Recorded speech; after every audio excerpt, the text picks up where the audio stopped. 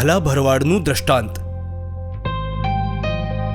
યોહાન 10:1-17.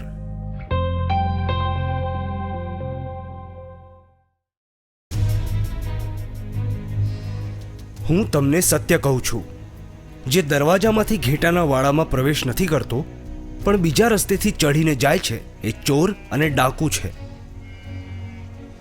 જે દરવાજામાંથી પ્રવેશે છે એ જ ભરવાડ છે,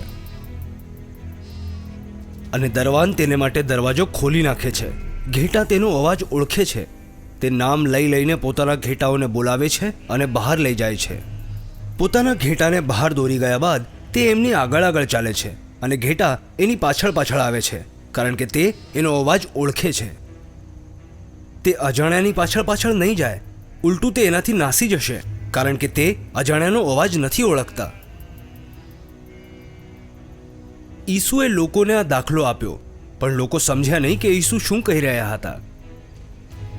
ઈસુએ તેમને ફરીથી કહ્યું, હું તમને સત્ય કહું છું, ઘેટાના વાડાનું ફાટક હું છું. જે મારાથી પહેલા આવ્યા એ બધા ચોર અને ડાકુ છે, પણ ઘેટાઓએ એમની વાત ન માની. હું જ દ્વાર છું. જો કોઈ મારા થકી પ્રવેશ કરશે તો એને મુક્તિ મળશે. એ અંદર બહાર આવજા કરી શકશે અને એની જરૂરિયાતો પૂરી થશે. ચોર માત્ર ચોરવા, મારવા અને નષ્ટ કરવા માટે આવે છે.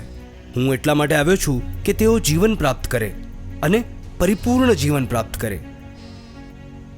સારો ભરવાડ હું છું. સારો ભરવાડ પોતાના ઘેટા માટે પોતાનો જીવ આપી શકે.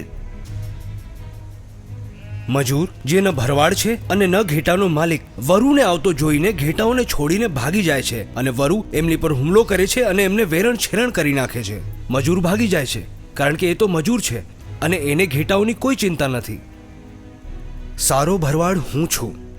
જે રીતે પિતા મને ઓળખે છે અને હું પિતાને ઓળખું છું, એવી જ રીતે હું મારા ઘેટાઓને ઓળખું છું અને મારા ઘેટા મને ઓળખે છે.